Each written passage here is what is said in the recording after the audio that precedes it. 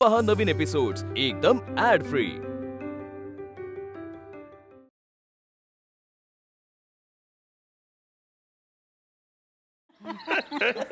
गोदे आता सगळे कोड पुरवून घे हो। सांग रघुनाथाला म्हणावे झाडाच्या शेंड्यावरचे फळ खाण्याचे डोहाळे लागलेत, चढू दे झाडावर। मग हटतो का काय मागे? माझ्या गोदावरीसाठी 7 समुद्र पण ओलांडेन मी। हो अजून काय काय करणार आहेस कळू दे तरी। हा म्हणजे राजकन्येसाठी गुलबकावलीचे फूल आणणारा राजपुत्रच झालाय जणू। बघा लाजली इश्शू। वा वा वा वा काका, लग्न झाले होते ना त्यावेळेस ऐकला होता हा शब्द, त्यावर आजच ऐकतोय। हे काय दरम्यानच्या काळात तुम्हाला काही अक्कल नाही, हा घोषच साचून राहिला ना कानात। यशोदा घरात आली आणि घर सारे आनंदाने फुलून गेले। हो ना, मी तर म्हणतो यशोदेच्या पायगुणानेच हे सारे झाले। अगदी खरे आहे।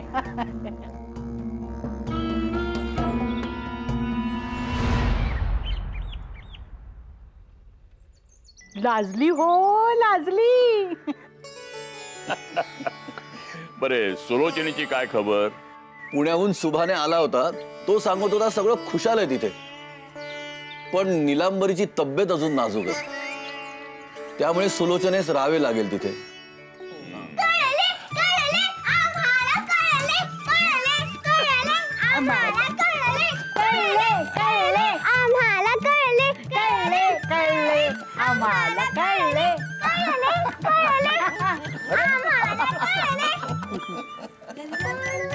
आमची तिखट काकू कुठे?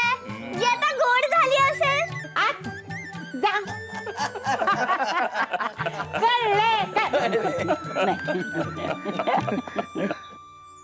आम्हाला कळले किती दिमो। मुळीच लाडात यायचं नाही माझ्याशी। आज इतक्या वर्षांनी मला बाळ होणार आहे, पण त्याचा आनंद घ्यायच्या आधीच मामांजीनी त्या सगळ्याचं श्रेय तुझ्या पायगुणांना दिलं, म्हणजे आम्हाला काही किंमतच नाहीये।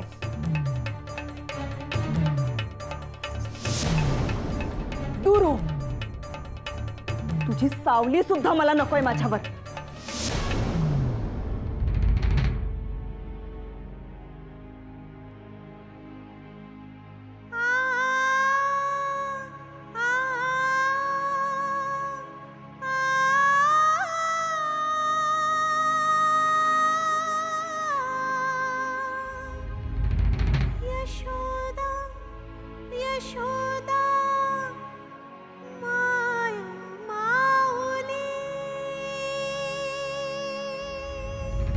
पण पटवर्धन, मला तुमचं नवलच वाटतं। काय झालं? नमस्कार करतो काका। सुखी भाऊ, आता काय मुलींचा धुमाकूळ घालून झाला, आता तुम्ही शिमगा करा। काय बोलताय बापू? तुमचा नारायण किती लढीवाळ आणि सरळ आहे, इतकी वर्ष बघतो ना मी। तुमच्या शब्दाबाहेर जायचा नाही तो। हो, कशाला कठोर होताय उगाच? तुम्ही थांबाव बुवा, तुम्हाला सारे जगत चांगले दिसते, आम्ही फरक ओळखतो। हा बोल रे नारायणा। बापू, मी असं म्हणत होतो की आपण आता राग बाजूला करावा। या वयात आई कुठे जाणार, आणि आम्ही सुद्धा हक्काचे घर सोडून कुठे वणवण करणार? हक्काचे सांगितले ना, तुमच्या तीर्थरूपानी देशभक्तीसाठी केलेली कर्जे मी फेडली आहेत, तेव्हा हक्क बिक्क काही नाही बरे का? तुझ्या आईमुळे खूप नुकसान झालंय माझे, तरी वर नाक करून बोलत असते। बापू, वहिनी आणि नारायणास घराबाहेर काढताय तुम्ही? मती भ्रष्ट झाली का तुमची? हो, नर्मदा प्रकरणाने झाली नाही एवढी नाचक्की होईल तुमची गावात। क्षमा करा बापू, अहो, या वयात तुम्ही वहिनींना घराबाहेर काढलं तर गणपती झोळाई देवी मंदिर समिती तुमच्याशी बोलणार नाही. अहो, रुक्मिणी वहिनी जुन्या जाणत्या वडीलधारी आहेत या गावातल्या.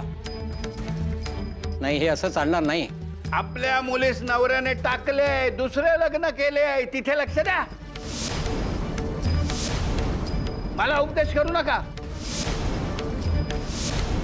माहितीये तुमची मते. आमच्या विरोधात जाऊन आमच्या विरुद्ध बोलायचा विडाच उचललाय ना तुम्ही. जा घरी जाऊन सगळ्यात बसा. इतका राग आणि अहंकार बरा नाही बापू. एक दिवस गोत्यात आणेन तुम्हाला. मी सांगण्याचं काम केलं, बाकी तुमची मर्जी.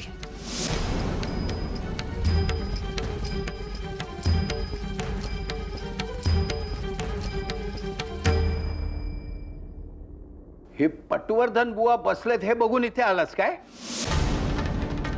पण उपयोग नाही. हा, एक वेळ तुम्हाला राहण्याची परवानगी देईन, पण रुक्मिणी वहिनी मला या घरात नकोय.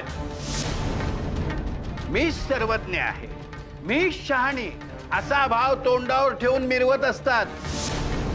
आम्ही काय मूर्ख? काय चालायला लाग?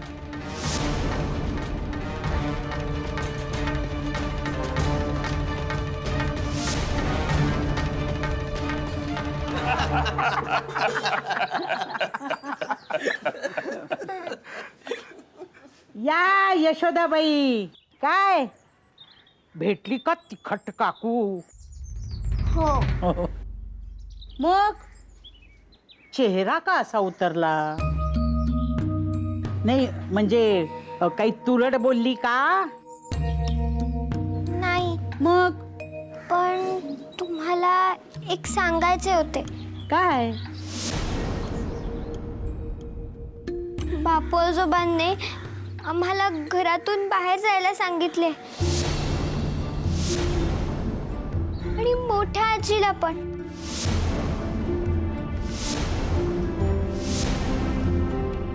काय डोके फिरले काय बापूचे? अगो पण झाले काय? वेगळे सांगायला हवे का रघुनाथा? नर्मदा प्रकरण. पण म्हणून काय घरातून बाहेर काढायचंय? आता या वयात रुक्मिणी बहिणी कुठे जाणार मला सांगा? आणि मी म्हणते त्यांनी आपले हक्काचे घर का सोडावे? ही तर दडपशाही झाली. बापू सारखे रागवतात, आई रडते. आजोबा तुम्ही सांगा ना बापूंना. हो हो हो हो. अहो तुमच्याशिवाय कुणामध्ये ही हिंमत नाही. चांगले मंगल कार्य झालंय, चांगला आनंद साजरा करायचा सोडून ही कुठली दुर्बुद्धी? हो काका, या प्रकरणात तुम्ही तातडीने लक्ष घालावं, नाहीतर बापू आपला शब्द खरा करतील आणि अनवस्था प्रसंग ओढवेल. हो. काय नाही, आता व्याही म्हणून तुम्हाला आणखीन अधिकार मिळालाय, तुम्ही बोलू शकता. हो, आता लक्ष घालाच तुम्ही. बरोबर आहे तू म्हणतोस ते. रघुनाथा, हा. चल शंकरला जाऊन भेटूया. तुझ्याकडची आनंदाची बातमी देऊ. हो. तू घाबरू नकोस यशोदे, मी बघतो. चल.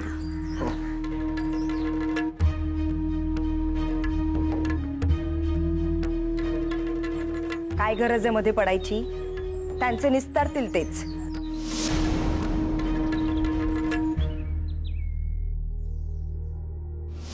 आज स्वयंपाकात मेथीची भाजी केलीस? हो. का? का म्हणून मलाच विचार. अगो मला मेथीची भाजी आवडत नाही. मला माहित नव्हते, नाहीतर नसते केली. तुमच्यासाठी दोडक्याची भाजी करते. सासूपणाचा आवडू नकोस. मला चांगलं ठाऊक आहे की तू मुद्दामून मेथीची भाजी केली. अगो अख्ख्या गावाला माहितीये की मला आवडत नाही ती भाजी, पण मला छळण्यासाठी हे मुद्दामून करतेस तू. काही आरोप करू नका. मी कशाला मुद्दामून करू आणि मी कशाला खोटे बोलू? हो, कामे टाळायची असतात ना तुला आणि मला छळायचं असतं. हो का? मग जो स्वयंपाक केला तो कोणी केला? मी, तुम्ही की तुमच्या भूतानी? मला उलटून बोलतेस? लाज वाटत नाही तुला? अशी ऐकायची नाही. तुझ्याकडे पाहतेस मी आता. सोडा काठी. खबरदार माझ्या उमाच्या अंगाला हात लावलात तर. अरे उमा उठ बघ. अरे चांडाळा, सोड सोड गेला सोड. अरे अरे काय झालं उमेला? काय म्हणून काय विचार करू? अरे उमा काय करतोय? तुझ्या डोळ्यासमोर तो परका पुरुष तुझ्या बायकोला घेऊन जातोय तरी तू शुंभासारखा बघत राहिलाय. लाज लज्जा सगळी काही बळवून ठेवलेली आहेस तू.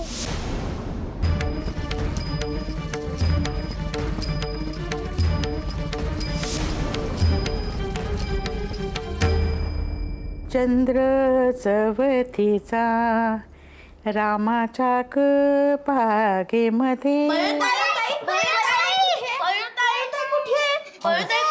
अगो बाई, ही पलटण कुणावर चालून आली एवढी? कोणावर चालून नाही आलीये, बयोताईच्या शोधात आलीये. म्हणजे यशोदेला ना? यशोदा नाही काही, बयो. असं म्हणजे यशोदेला शोधायला आलात? यशोदा नाही काही, बयो. यशोदा. बयो. यशोदा.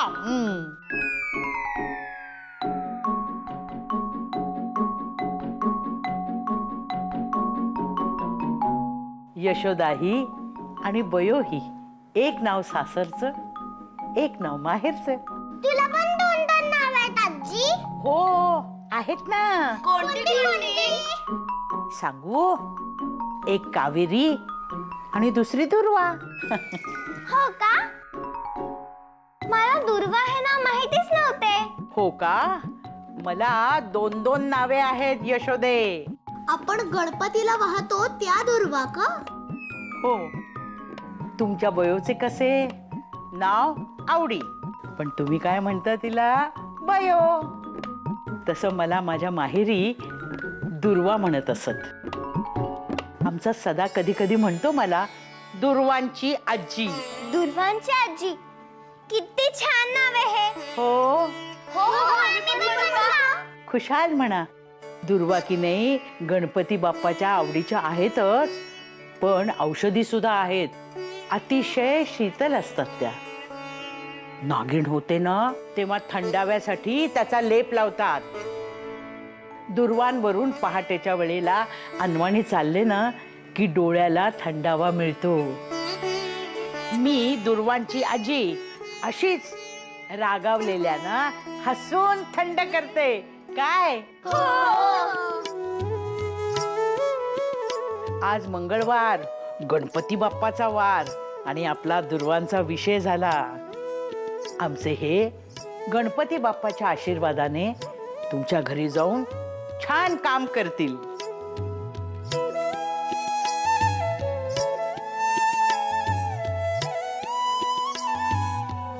अरे मूर्खा, कधी अक्कल यायची तुला? कधी शहाण्यासारखा वागणार तू?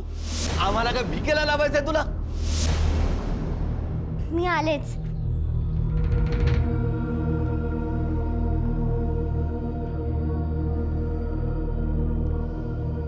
झाली सुरुवात. बापू, आम्हाला कल्पना आहे तुमची मनस्थिती ठीक नाहीये, पण आता स्नेहबंधाबरोबर आपण व्याही सुद्धा झालो आहोत एकमेकांचे. तेव्हा उभय घरातील दुःखाचे सुखाचे प्रसंग आपण वाटून घ्यायला हवेत. सुभद्रा वहिनी, एक गोड बातमी घेऊन आलोय.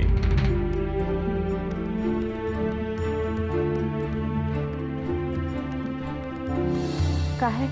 अहो, आमच्या रघुनाथाकडे गोड बातमी आहे. बऱ्याच वर्षांनी घरात पाळणा हलणार आहे. अगं बाई, फारच आनंदाची बातमी दिलीत तुम्ही. आता मी आणि राधा येऊ हो गोदेस भेटावयास.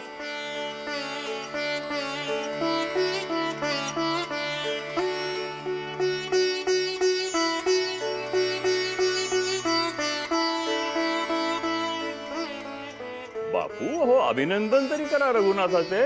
अभिनंदन रघुनाथा. हो हो. अहो, असे तोंड वाकडे करून बसू नका. अहो, जाणारे गेले. आता राग आहे, त्रास आहे खरे,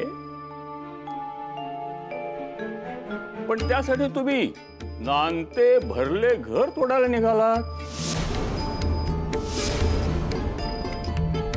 आले आमच्या कानावर सगळे.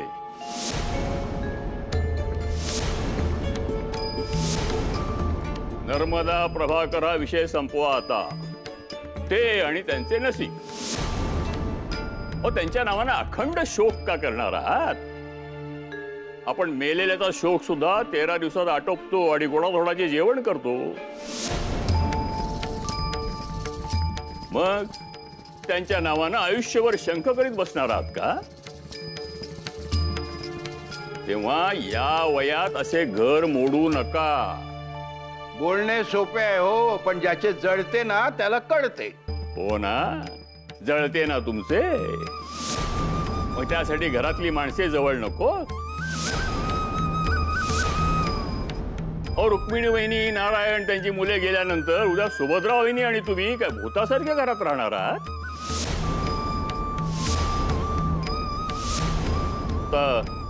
नारायण आणि रघुनाथ हे आमचे पुतणेच, पण आम्ही त्यांना घराबाहेर नाही काढले.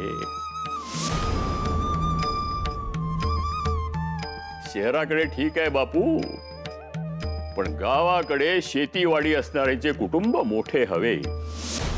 एकत्र कुटुंब असले ना की येणारी वादळे परतवून लावणे सोपे जाते. एकट्याचा अहंकार आयुष्यात उपयोगाचा नाही, उलट अडचणीचा ठरतो. बापू, शेजाऱ्याची सुद्धा गरज लागते आपल्याला. म्हणून तर शेजार धर्म सुद्धा पाळतो आपण. आणि इथं तुम्ही घरच्यांना दूर लोटायला निघाला. आज मुलांना तुम्ही ओरडत असाल, पण उद्या मुले दूर गेली तर घर खायला उठेल तुम्हाला. तेव्हा हा अविचार सोडा. घर तुटू देऊ नका. कुटुंब सोबत हवे.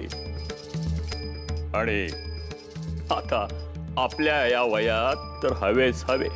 कसे? हो, खरे.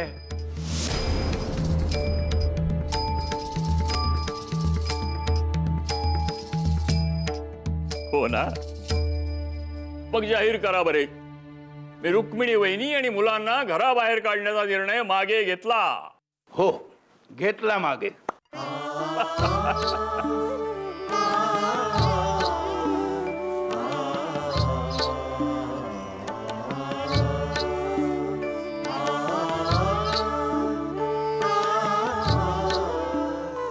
सुभद्रा वहिनी,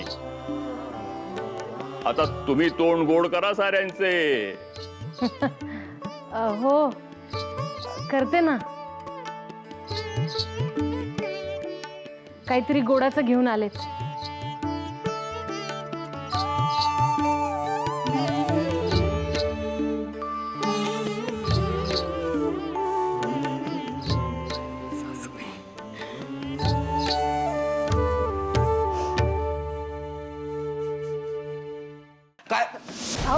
काय काय काय काय गप्प बसा तुम्ही.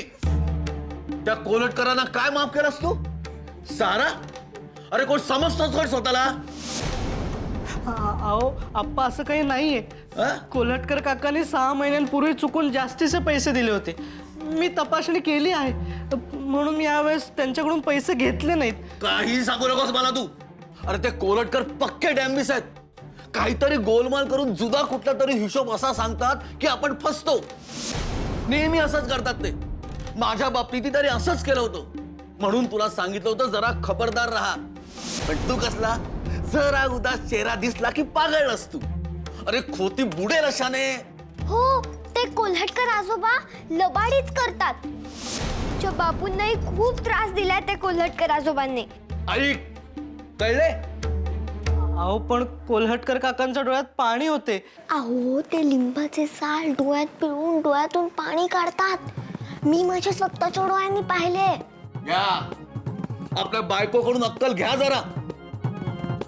आत्ता जाऊन त्यांच्याकडून पैसे वसूल करून आण. 2 घटकांची मुदत देतोय तुला. जर त्यांच्याकडून पैसे वसूल करून नाही आणलेस तर त्र्यंबक काकांसमोर उभा करेन तुला. मग बघ तुझं तू काय करायचं ते.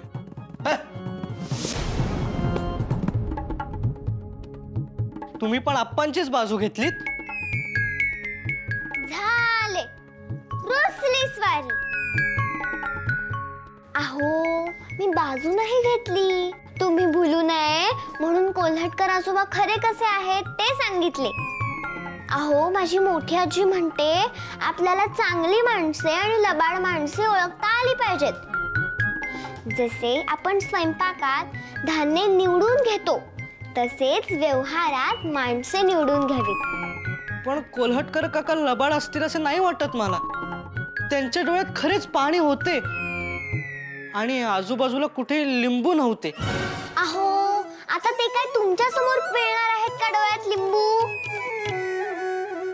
मग आता काय करायचंय? वसुली तर राहिलीच. मीच माझ्याकडचा 1 रुपया दिला कोल्हटकर काकांना मदत म्हणून.